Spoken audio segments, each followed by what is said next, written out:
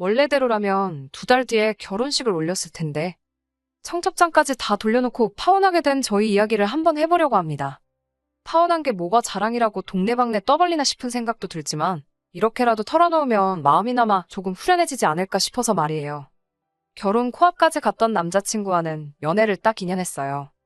요즘 시대에 제 나이가 결혼하기 너무 늦은 나이라고 생각하지는 않는데 저희 부모님은 그렇게 생각하지 않으셨나 봐요.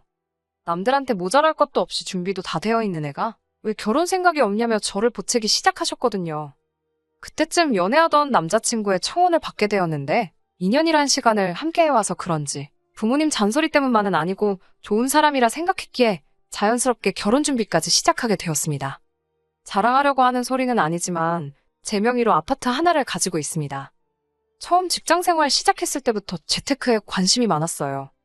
그때쯤 남들 놀러다니고 젊음을 즐길 시간에 저는 재테크 관련 강연도 찾아다니고 관련 서적도 쌓아두고 읽고 하면서 여러모로 공부를 많이 했습니다. 특히 그때쯤 여러 강연에서 공통적으로 말하는 게 서울 부동산 이야기였어요. 서울의 인구가 1000만이다. 이미 포화 상태인 서울은 더 이상 투자처로 매력이 없다 하는 강연을 하시는 분들이 많았습니다. 지금 그분들은 과연 뭘 하고 계실지 모르겠지만 아무튼 저는 그런 강연들을 들으면서 반대로 생각했던 게 저희 부모님도 그렇고 이모도 삼촌들도 제가 아는 어른들 전부 다 부동산으로 재미를 봤으면 봤지 손해본 사람은 한 명도 없었거든요. 그렇다 보니 강연은 강연대로 들었지만 오히려 반대로 지금이 서울의 집을 장만할 수 있는 마지막 기회인가 싶은 생각이 들었고 그때부터 부동산에 대한 공부를 시작했어요. 대출도 있고 부모님 지원도 있었지만 저는 사회초년생 때 이미 제 명의의 집을 갖게 되었습니다. 지금은 그때 집을 처음 구했을 때보다 시세가 4배 가까이 올라가 있어요. 남들 놀러다니고 그럴 때 대출 갚는다고 허리띠 졸라맨 거 생각하면 그리고 그때 맘껏 놀러다닌 적 없던 거 생각해보면 고생도 많이 했다 생각하고 아쉬움도 많이 남기는 합니다. 하지만 제 주변 친구들이며 사촌들 다 통틀어서 제 명의로 온전히 집을 갖고 있는 사람이 저밖에 없는 걸 보면 그땐 힘들었지만 참 좋은 결정을 내렸구나 하며 제 자신에게 뿌듯할 때가 더 많은 것 같네요. 자랑이 아니라고 했는데 제가 봐도 자랑처럼 보이네요. 아무튼 부모님이 말하신 제가 남들한테 꿀릴 거 없이 준비도 다 되어 있단 소리는 다른 게 아니고 제 명의로 집을 가지고 있다는 말이었어요. 남자친구의 청혼에 응하면서 제가 제 명의로 된 집을 가지고 있다는 사실을 말해줬습니다. 딱히 숨길 만한 사실은 아니라고 생각했어요. 남자친구도 자기가 여태 얼마나 모아놓았는지 10원 단위까지 정확하게 말해줬는데 제가 뭐라고 숨기고 싶은 생각도 없었고 말입니다. 남자친구가 모아놓은 돈은 1억 남짓한 돈이었어요. 결혼할 때 다들 2억이다 3억이다 순수연금으로 가지고 있어야 한다. 그런 이야기가 있는데 저도 열심히 돈을 모아본 사람으로서 솔직히 그게 말처럼 쉬운 금액은 아니라고 생각했어요. 1억이나 모았다는 게 대단하다는 생각이 들 정도였지요. 그리고 그 정도 근면함이라면 결혼 후에도 돈 문제로 속 썩을 일은 없다는 생각이 들었습니다. 남자친구는 제가 제 명의로 집을 가지고 있다는 사실에 놀라더라고요. 연애하면서 제 집에 와본 적이 없는 건 아니지만 남자친구는 그게 당연히 전월세라고만 생각을 했었던 것 같아요. 사실 집이 말이 7억짜리 집이지 서울 끝자락에 위치한 구축 아파트였거든요. 그리고 저도 그간 돈 모은다고 도배랑 장판만 새로 했지 집을 고치지도 않았고 가구 같은 것도 꼭 필요한 것들만 갖추고 살았지 집을 예쁘게 꾸미거나 하지는 않았거든요. 아무튼 남자친구한테는 서운하게 들렸을 수도 있겠지만 결혼을 하고 나서도 공동명의는 꿈도 꾸지 말라고 딱 선을 그었습니다. 그렇다고 평생 내 명의로 들고 있을 건 아니고 저희가 결혼 후에 돈을 모아 더 넓고 위치도 더 좋은 곳에 집을 사게 된다면 그때 내 집을 팔아 그 돈은 한 푼도 빠짐없이 우리 집 사는데 전부 보탤 것이라 했습니다. 그리고 우리가 새로 살게 될 그 집은 지금 집을 판 데 돈이 더 들어갈지라도 둘이 같이 노력한 결과물일 테니 그땐 당연히 공동명의를 하겠다 했고요. 남자친구도 제 말이 당연히 맞다며 동의를 해줬고 저희는 그렇게 결혼 준비에 들어가게 되었습니다. 그러던 중에 남자친구가 모아놓은 돈 그건 그거대로 건드리지 않고 새 집을 구할 때까지 남겨두는 방법도 있었겠지만 그래도 결혼하면 신혼인데 달라지는 거 하나 정도는 있어야 할 거 아니에요. 그래서 결정한 게 남자친구가 모아놓은 돈으로 신혼가전이며 가구도 장만하고 조금 더 투자해서 집도 도배장판만 하는 게 아니고 아예 베란다도 트고 겨울이면 우풍이 들어오는 오래된 샤시도 바꾸고 아무리 청소해도 곰팡이가 남아있는 화장실 타일도 새로 깔고 하나부터 10까지 싹 다 뜯어고치는 리모델링 인테리어를 하기로 했습니다. 여기까지는 정말 모든 게 잘 맞아떨어졌고 화목한 결혼 생활과 행복한 미래만이 있을 거라 믿어 의심치 않았습니다. 제가 집 사는데 돈 모은다고 놀러도 못 다니고 했던 게 한이라고 했었잖아요. 그런데도 그런 후회가 전부 상쇄될 정도로 결혼 준비를 하는 동안 너무 즐거웠습니다. 연애 2년 했던 기간을 통틀어서 결혼 준비하던 몇 달만큼 인생을 만끽했던 적도 없는 것 같아요. 드레스 입어보고 식장 알아보러 다니면서 여기저기 다니고 간 김에 근처에 요즘 유행하는 핫플이 있으면 1시간 넘게 줄을 서서라도 그 유명한 음식도 먹어보고 했던 게 파혼한 지금 생각해도 그렇게 놀아본 적 없던 제 인생에 있어 좋았던 추억들 뿐이네요. 아무튼 그 중에서도 가장 즐거웠던 게 인테리어 알아본다고 여기저기 견적 내러 다녔던 그때였습니다. 제 청춘 맞춰 장만한 집이었던 만큼 집에 대한 애착은 강했지만 처음 이사 들어올 때 벽지 새로 바르고 바닥장판 새로 깔아준 게 제가 한 리모델링의 전부였으니까요. 살면서 집을 고치고 싶다는 생각을 골백 번도 더 했던 터라 리모델링 알아보러 다니면서 벽지며 타일이며 고르면서 들었던 기분이 내 자식이 있으면 새 옷 사주는 기분이 이런 기분일까? 싶을 정도였습니다. 그렇게 여기저기 인테리어 사무실 돌아다니며 견적 비교해보고 있던 와중에 남자친구한테 한 사람을 소개받게 되었는데 그건 다른 사람이 아니고 저희 신우가 될 사람, 남자친구의 누나였습니다. 파혼했지만 편의상 예비신우라고 부르도록 하겠습니다. 예비신우는 남자친구와는 터울이 좀 있었고 이미 결혼도 하고 가정을 꾸리고 살고 있었어요.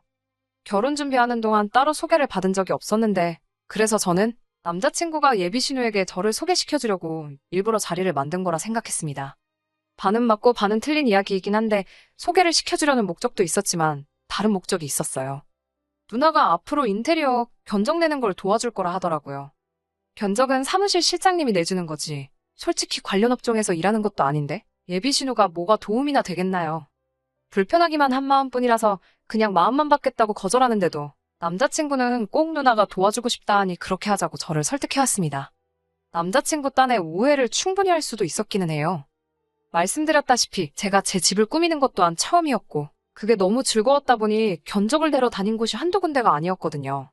남자친구 입장에서는 제가 결정을 잘 못 내리는 건가 싶어 보이기도 했고 자기가 볼 땐 여기나 저기나 거기나 다 견적에 큰 차이가 없고 비슷비슷해 보이는데 맨날 똑같은 거 하고 있는 그 상황이 못마땅해 보였던 것 같습니다.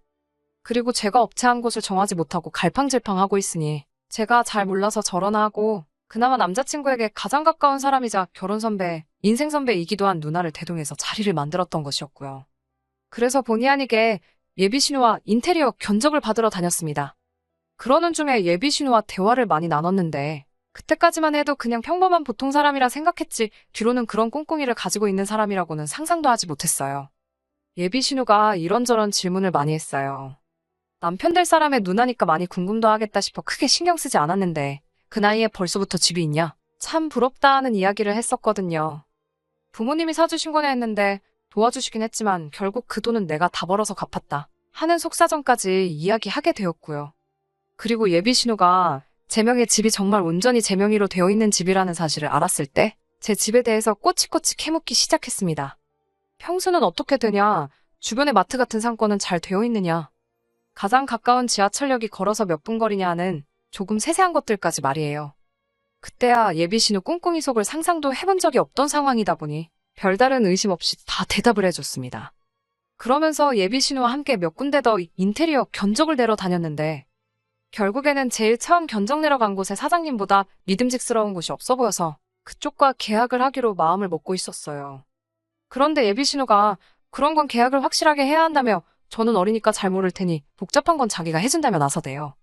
계약금 걸어놓고 공사 중에 중간정산 한번 하고 그리고 공사 다 끝나고 나서 하자가 있는지 확인한 뒤에 입주 청소까지 하고 그리고 나서 잔금 치료비로 사장님과 다 이야기가 되어 있던 상황이었는데 그리고 아무리 남자친구 돈이라지만 제 집 리모델링 계약하는 건데 왜 저러나 싶었습니다. 제가 해도 된다고 하니 그래도 한 푼 두 푼 쓰는 것도 아니고 큰돈 나가는 건데 괜히 잘 모르는 제가 했다가 큰일이 나면 어쩌냐며 자꾸 자기가 해주겠다며 우겨대기 시작하는 겁니다. 리모델링 하는 저 사람들이 어떤 사람들인지는 아냐고. 지금이야 돈 준다니까 저러지만 한번 돈 받고 나면 얼굴 싹 바뀌는 사람들이라고 험담을 하면서 자기가 저보다 인생 경험도 많고 하니 도와주겠다고 우기는데 얼마나 막무가내로 나오는지 괜찮다 하는데도 자기 의견을 굽힐 생각이 없더라고요. 고집도 그런 황소고집이 또 있나 싶대요. 보아하니 자기 손에 맡기지 않으면 어차피 그 뜻을 굽히지 않을 것처럼 보이고 결국엔 돈이 남자친구 통장에서 빠져나가게 되는 거니 똑같은 걸로 신랑이 하고 싶지도 않아서 예비 신우한테 그렇게 하라고 했습니다. 대신 남자친구한테도 한마디 했어요. 알아서 잘해주겠다 했지만 못 믿어온 건 못 믿어온 거고 너네 누나가 말하는 그 실수를 자기 자신이 할 수도 있는 거 아니냐고. 그러니까 꼭 누나만 믿지 말고 너도 2번, 3번 확인하라고 몇 번을 강조했는지 몰라요. 그리고 그 선택이 아무 문제 없을 거라 생각했던 제 결혼을 파혼으로 치닫게 만들 거라고는 생각도 못했습니다. 사연 시작했을 때 밝혔던 것처럼 모든 게 다 준비가 되어 있었습니다.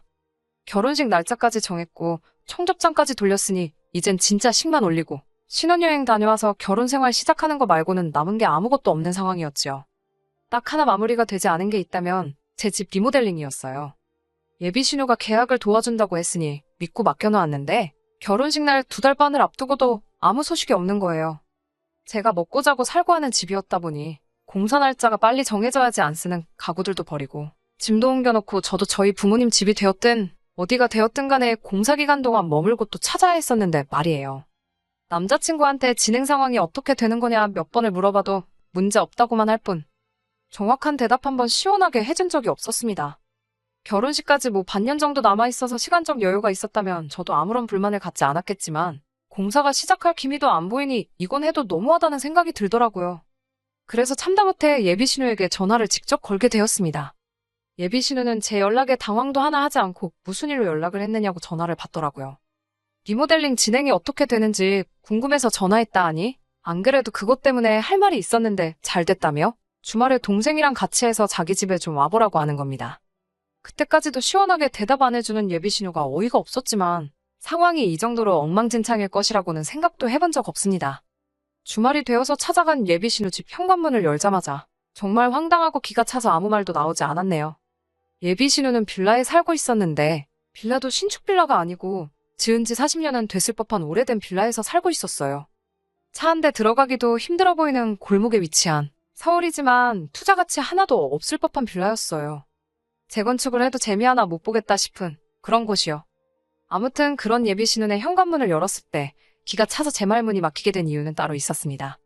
문 열자마자 눈에 들어오는 광경이 벽지며 바닥이며 사심의 타일, 현관문을 가로지르는 중문부터 천장에 매립된 조명에 해외에서 공수해와야 하는 전원 스위치까지 매일 상상만 해오던 리모델링 공사가 끝난 제 집의 모습을 하고 있었으니 말이에요. 전부 다 제가 저희 집 인테리어 한다고 사장님하고 견적내면서 고른 것들이었거든요. 나름 제 집 처음 꾸며본다고 공부도 많이 하고 참고도 많이 해서 고른 것들인데 그게 제 집이 아니라 예비 신우 집에 가서 다 붙어있더군요. 여기서 끝났더라면 그냥 예비 신우가 집을 리모델링 하고 싶었는데 내 아이디어를 훔쳐다 그대로 베껴 썼구나 하고 말았을 일이에요. 하지만 그게 전부가 아니었던 거죠. 애초에 예비 신우가 자기 집을 제가 저희 집 꾸미는 컨셉으로 똑같이 집을 고쳐놓는다고 해도 제가 특허를 낸 것도 아닌데 그걸 가지고 뭐라 할 상황은 아니잖아요.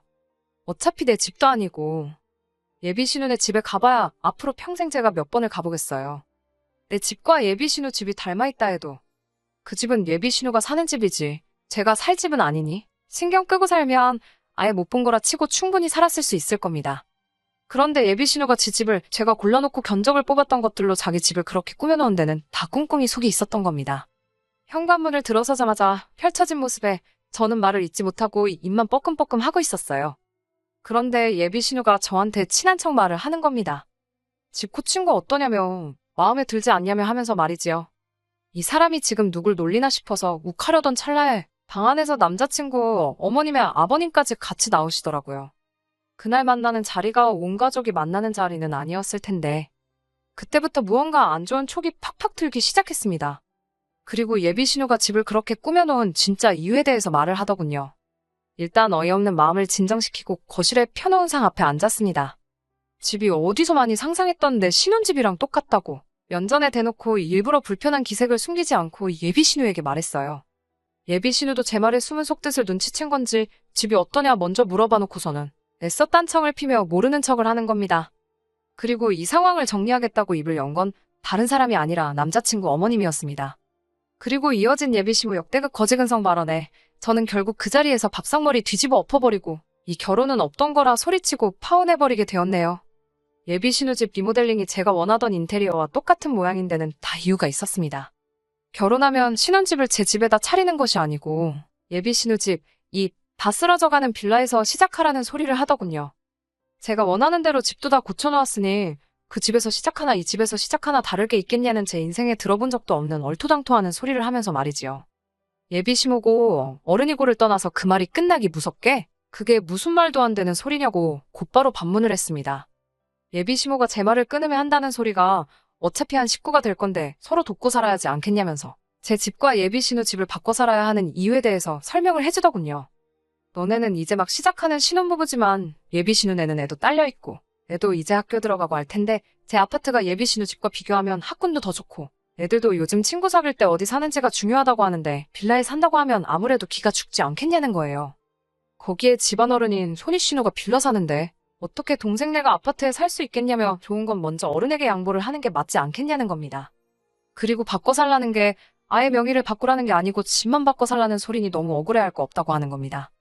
니네가 이제 결혼해서 아이가 생기고 태어나고 하는 시간만 넉넉히 잡아도 1년은 더 걸릴 거고 그 애가 학교 갈 나이가 되는 것까지 계산해보면 8년은 더 걸리는 일이니 10년 세월이면 예비신혼에도 돈을 모아 더 좋은 집으로 이사를 나갈 테니 그때 가서 다시 너가 너네 집 들어가 살면 되는 거 아니겠냐 하는 겁니다. 이러면 남매끼리 우애도 지키고 취조카도 기펴고 살 수 있고 손해보는 사람 아무도 없이 다 같이 좋은 거 아니냐는 소리를 하더군요. 세상에나 정말 여태껏 듣도 보도 못한 개소리나 다름없는 이야기를 계속 듣고 있어야 하나 싶더라고요. 이때 이미 제 머릿속에는 결혼이고 나발이고 다 개나 줘버리고 이 자리 박차고 나가야겠다는 생각밖에 없었습니다. 그래도 그냥 가자니 여태껏 낭비한 시간 생각하니 열받고 가만히 당하고 있을 수만은 없어서 저도 한마디 했네요.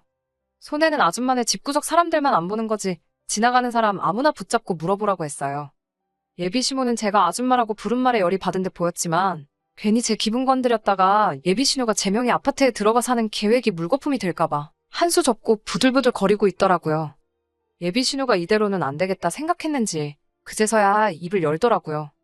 다른 걸 다 떠나서 시조카 생각해서라도 자기들이 돈 모아 이사 나갈 때까지 집을 빌려달라고 하더라고요. 시조카라는 말 하지 말라고 아직 결혼도 안 했는데 시조카는 무슨 그냥 동네 놀이터에 놀고 있는 남의 집 자식이랑 다를 게 뭐냐고 한마디 했네요. 이 모든 일의 원흉이 예비신호처럼 보이겠지만 사실 진짜는 따로 있었죠. 진짜는 바로 이 더러운 꿍꿍이가 진행되는 걸 몰랐을 리 없는 2달 뒤 내 남편이 될 남자친구였습니다. 제가 미쳐 날뛰고 있으니 남자친구가 그제서야 자기는 몰랐던 일이라며 딱 잡아떼는데 거짓말도 사람 봐가면서 하라고 그 자리에서 남자친구 뺨따기를 있는 힘껏 올려붙이고 나한테 사과도 하지 말고 니네 식구들 위해 평생 니 혼자 양보하고 희생하며 살라말하고 자리에서 일어나면서 밥상머리 뒤집어 버려놓고 그 길로 그 집구석을 빠져나왔습니다. 며칠 동안 오는 문자며 전화며 다 씹어버리고 있었는데 남자친구가 제 퇴근 시간 맞춰서 제 집 앞에서 기다리고 있었어요. 머리를 바닥에 찌으며 무릎 꿇고 사과해도 받아줄 생각 따윈 없었습니다만 남자친구도 이미 이렇게 돼버린 상황에 제 마음을 돌릴 수는 없겠다는 생각을 한 건지 어이없게도 본전 이야기를 하더군요. 제가 집을 해오는 거나 마찬가지였던 결혼이었기에 결혼에 관련된 비용 전부 다 남자친구가 모아놓은 돈으로 하고 있었거든요. 집까지 찾아와 한다는 소리가 파혼은 네가 하자고 한 거니? 여태까지 들어간 비용부터 해서 예약해놓은 것도 위약금을 내야 하니 그 돈을 저보고 내라고 하는 겁니다. 거기에 더불어 지네 누나 집 고친 것도 자기 돈으로 한 건데 제가 일방적으로 파혼을 했으니 그 돈도 돌려받아야겠다는 겁니다. 말 끝나기 무섭게 그날 니네 누나 집에서 맞은 뺨이 덜 아팠냐고 구둣발로 정강이를 차버렸어요. 다리를 부여잡고 쓰러질랑 말랑하는 남자친구한테 마음 같아선 사기죄로 고소를 해버리고 싶은데 내 아까운 시간 낭비한 거 말고는 아직 내 돈 손해본 게 없으니 참는 거라고. 어디 한번 누가 이기는지 법대로 한번 해보겠냐고 으름장을 놓으니 못 이기겠다 싶었는지 그냥 내빼더라고요. 연애하는 동안 남자친구나 남자친구 가족이나 저렇게 거지근성으로 똘똘 뭉친 사람들인 걸 미리 알았더라면 애초에 결혼은커녕 연애조차 하지 않았을 거예요. 그걸 진작에 캐치해내지 못했기에 시간 낭비를 하게 만들었지만 청첩장까지 다 돌린 마당에 결혼식 2달 앞두고 파혼했지만 아쉬운 마음은 하나도 없네요. 그래도 남자친구가 지 돈 들여서 다 쓰러져가는지 누나네 집 리모델링 싹 다 해줬으니 남자친구 어머니 말 맞다나 남매끼리 우애도 돈독해졌을 거고 호박에 줄 긋는다고 수박 되겠냐마는 남자친구 누나도 새 집에 사는 기분이라도 낼 수 있을 테고 지 돈만 누나한테 날렸지 지네 집 식구들 손해보는 사람은 아무도 없게 되었으니 그 집 구석 사람들은 아들 동생 돈으로 이미 소원 성취한 게 아닐까 싶습니다. 끝까지 들어주셔서 감사합니다. 오늘의 사연은 여기까지입니다. 구독과 좋아요, 알람 설정 부탁드리고 더 좋은 사연으로 다시 찾아뵙겠습니다. 감사합니다.